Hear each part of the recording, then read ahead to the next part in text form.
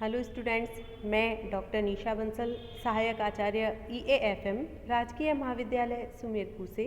आज के वीडियो में हम बात करेंगे बीकॉम प्रथम वर्ष प्रश्न पत्र प्रथम व्यावसायिक अर्थशास्त्र। तो स्टार्ट करते हैं। आज का अपना टॉपिक है मांग की लोच, इलास्टिसिटी ऑफ डिमांड। इस वीडियो में हम कवर करेंगे मांग की लोच का अर्थ क्या होता है और मांग की लोच की श्रेणियाँ कौन कौन सी हैं, तो इस बारे में हम बात करेंगे। स्टार्ट करते हैं मांग की लोच के अर्थ से। देखिए, मांग का नियम हमें क्या बताता था? मांग का नियम हमें ये बताता है कि कीमत और मांग में विपरीत संबंध होता है। यदि कीमत बढ़ती है तो मांग में कमी होती है और कीमत के कम होने पर मांग में वृद्धि होती है। तो मांग का नियम तो यही बताता है कि दोनों में इन्वर्स रिलेशन पाया जाता है, विपरीत संबंध पाया जाता है। लेकिन कीमत में वृद्धि होने पर मांग में कितनी कमी हुई या कीमत में कितनी वृद्धि हुई और मांग में कितनी कमी हुई, ये संबंध हमें मांग का नियम नहीं बताता। तो ये जो एक मात्रा है, मात्रात्मक संबंध कौन बताता है? मांग की लोच। तो हम ये कह सकते हैं मांग का नियम एक गुणात्मक कथन है और मांग की लोच मात्रात्मक संबंध को व्यक्त करती है। तो इस प्रकार से मांग की लोच क्या बताती है हमें? मांग की लोच कीमत में आनुपातिक परिवर्तन के फलस्वरूप मांग में होने वाले आनुपातिक परिवर्तन का अध्ययन हम मांग की लोच के अंतर्गत करते हैं। और मांग की लोच हमें ये बताती है कि इस परिवर्तन की दर का गणितीय माप क्या है। जो कीमत में वृद्धि हुई है उसके फलस्वरूप मांग में कितनी कमी हुई है, इसका एक गणितीय माप, इसकी मात्रा को मांग की लोच के द्वारा हम ज्ञात कर सकते हैं। तो इस प्रकार से किसी वस्तु की कीमत में परिवर्तन के फलस्वरूप मांग मात्रा में जो परिवर्तन होता है उसके गणितीय माप को ही मांग की लोच कहते हैं। और हम ये कह सकते हैं कि मांग का नियम एक गुणात्मक कथन है, जबकि मांग की लोच एक मात्रात्मक कथन है। और इसे हम किससे व्यक्त करेंगे? ED से या EP से। ED का मतलब हुआ इलास्टिसिटी ऑफ डिमांड और EP का मतलब हुआ इलास्टिसिटी ऑफ प्राइस, दोनों एक ही बात है। यहाँ पर ध्यान दीजिए, यदि इलास्टिसिटी ऑफ डिमांड 1 आए तो वो कहलाती है इकाई लोचदार मांग, 1 से अधिक आने पर अधिक लोचदार मांग और 1 से कम आने पर कम लोचदार मांग कहलाती है। श्रीमती जॉन रॉबिन्सन ने इस बारे में अपने कुछ विचार व्यक्त किए हैं, तो उनके विचारों को, उनके मत को हम देखते हैं यहाँ पर। श्रीमती जॉन रॉबिन्सन के अनुसार मांग की लोच किसी मूल्य अथवा उत्पादन पर मूल्य में अल्प परिवर्तन के फलस्वरूप खरीदी गई मात्रा में आनुपातिक परिवर्तन को मूल्य के आनुपातिक परिवर्तन से भाग देने पर प्राप्त होती है। तो इस प्रकार से यही बात इन्होंने बताई है कि मांग के लोच में यदि मांग की मात्रा में आनुपातिक परिवर्तन में कीमत में आनुपातिक परिवर्तन का हम भाग दे दें, अर्थात इसे आप समझिए मांग की मात्रा में आनुपातिक परिवर्तन डिवाइडेड बाई कीमत में आनुपातिक परिवर्तन, तो इससे क्या ज्ञात हो जाएगी? मांग की लोच। और इसे हम व्यक्त करेंगे EP से या ED से। हाँ, तो अर्थ जानने के बाद आगे हम देखते हैं इसमें मांग की लोच की श्रेणियाँ। देखिए, मांग की लोच की श्रेणियों की जहाँ तक बात है, degrees of price elasticity of demand. यदि आपको ये दिया हुआ आता है क्वेश्चन में, मूल्य मांग लोच की श्रेणियाँ बताइए या मांग की लोच की श्रेणियाँ बताइए, तो इसका मतलब यहाँ पर हमें क्या करना है? मूल्य मांग की लोच की श्रेणियों को ध्यान में रखना है। तो इस प्रकार से मांग की लोच की 5 श्रेणियाँ होती है। कौन कौन सी श्रेणियाँ हैं?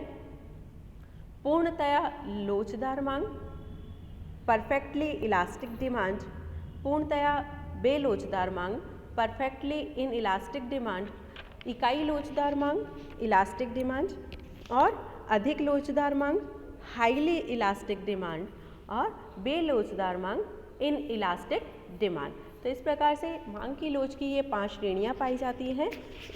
इनको हम डिटेल में पढ़ते हैं, ये बहुत अच्छे से आप समझिए। इनको जनरली हर प्रतिवर्ष पूछा जाता है क्वेश्चन ये वाला, तो आप ध्यान दीजिए। पहली श्रेणी हम पढ़ते हैं, पूर्णतया लोचदार मांग,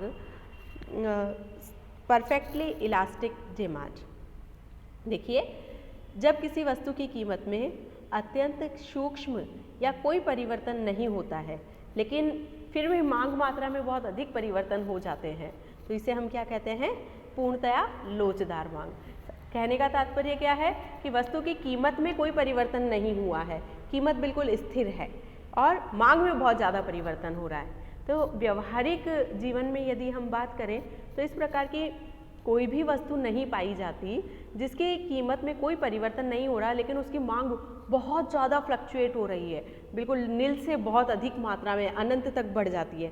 तो इस प्रकार से ये एक जिसको हम बोल सकते हैं ये धारणा व्यवहारिक नहीं है, सिर्फ सैद्धांतिक धारणा है जो व्यवहार में नहीं पाई जाती। जीवन में यदि हम बात करें तो वास्तविक जीवन में इस प्रकार की वस्तुएं देखने को नहीं मिलती और इस प्रकार की जो मांग है इसमें मांग रेखा OX अक्ष के समानांतर खींची जाती है। इस प्रकार से ये कहलाती है पहली पूर्णतया लोचदार मांग। नेक्स्ट देखते हैं हम पूर्णतया बेलोचदार मांग, perfectly in elastic demand. Perfectly in elastic demand का मतलब क्या हुआ? जब किसी वस्तु की कीमत में तो बहुत ज़्यादा परिवर्तन हो रहे हैं, बहुत अधिक मात्रा में परिवर्तन होते हैं, लेकिन उसकी मांग में कोई परिवर्तन नहीं है, मांग बिल्कुल स्थिर बनी हुई है। यानी कि कीमत बहुत ज़्यादा 100 रुपये से बढ़ के 1000 रुपये भी हो सकती है, 10,000 भी हो जाती है, लेकिन उसकी मांग में कोई परिवर्तन नहीं हुआ है।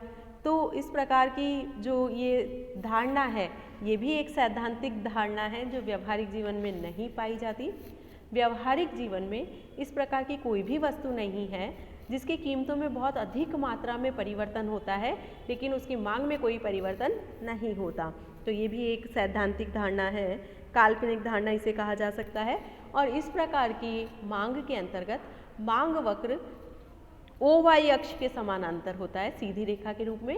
इसके अंतर्गत EY बराबर 0 रहता है, elasticity of demand EP elasticity of price बराबर 0।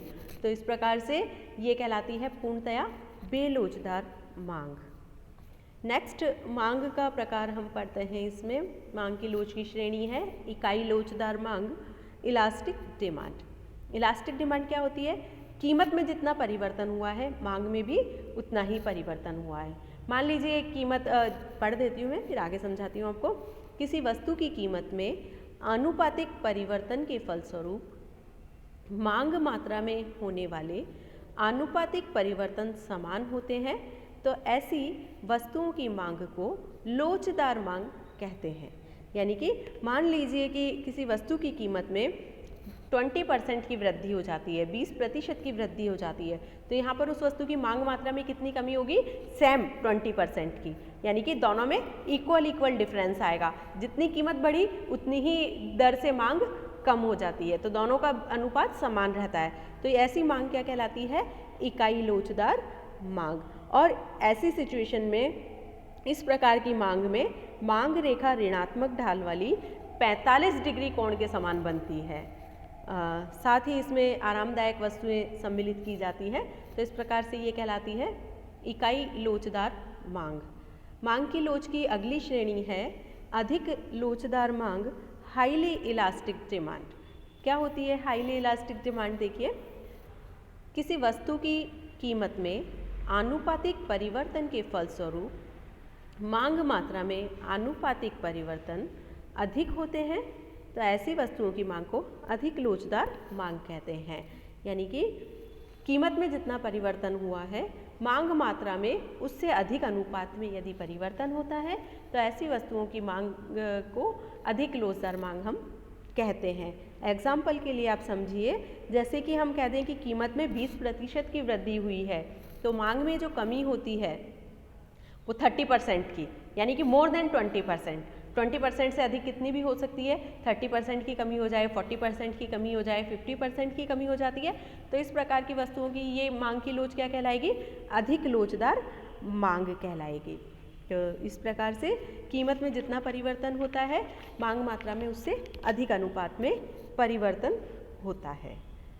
नेक्स्ट देखिए, अगली श्रेणी हम देखते हैं मांग की लोच की, बेलोचदार मांग, इन इलास्टिक डिमांड। देखिए, बेलोचदार मांग क्या होती है? देखिए, इसमें किसी वस्तु की कीमत में आनुपातिक परिवर्तन के फलस्वरूप मांग मात्रा में होने वाले आनुपातिक परिवर्तन कम होते हैं तो ऐसी वस्तुओं की मांग को बेलोचदार मांग कहते हैं। यानी कि कीमत में जिस अनुपात में परिवर्तन हो रहा है, मांग मात्रा में उससे कम अनुपात में यदि परिवर्तन होता है तो ऐसी वस्तुओं की मांग की लोच बेलोचदार मांग कहलाती है। मान लीजिए कीमत में जैसे कि हम कहते हैं कि 20% की वृद्धि हुई है, तो मांग मात्रा में 20 से कम यानी कि 10% की कमी हो गई है, 12% की कमी हो गई है, यानी कि लेस देन 20%, इतनी कमी होती है तो वो क्या कहलाएगी, ऐसी वस्तुएं या ऐसी लोच मांग की लोच क्या कहलाएगी, बेलोचदार मांग की श्रेणी में इसे हम रखेंगे। तो इस प्रकार से मांग की लोच की ये 5 श्रेणियां हमने पढ़ी हैं, तो आप इन्हें ध्यान रखें। फिर से एक बार रिपीट कर देती हूँ। पूर्णतः लोचदार मांग, पूर्णतः बेलोचदार मांग, लोचदार मांग, अधिक लोचदार मांग और कम लोचदार मांग या बेलोचदार मांग, दोनों एक ही हैं, ध्यान देना, कंफ्यूज मत होइए आप। बेलोचदार मांग या कम लोचदार मांग दोनों एक ही होती है। EP इज लेस देन 1 बेलोचदार मांग के अंतर्गत। अधिक लोचदार में EP इज ग्रेटर देन 1, एक से अधिक होगी इलास्टिसिटी ऑफ डिमांड। इकाई लोचदार है तो EP बराबर 1, EP इज इक्वल 1।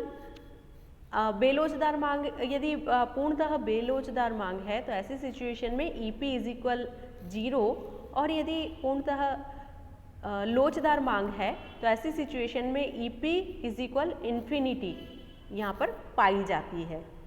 तो इस प्रकार से इस वीडियो में हमने देखा मांग की लोच की विभिन्न श्रेणियों के बारे में हमने पढ़ा। इन्हें आप ध्यान से देखिए, इससे संबंधित क्वेश्चन पुटअप किए जाते हैं। यदि फिर भी आपको किसी प्रकार का कोई कन्फ्यूज़न है तो आप पूछ सकते हैं किसी भी समय कमेंट के द्वारा, या किसी भी प्रकार से आप फ़ोन करके मैसेज करके आप मुझसे पूछ सकते हैं।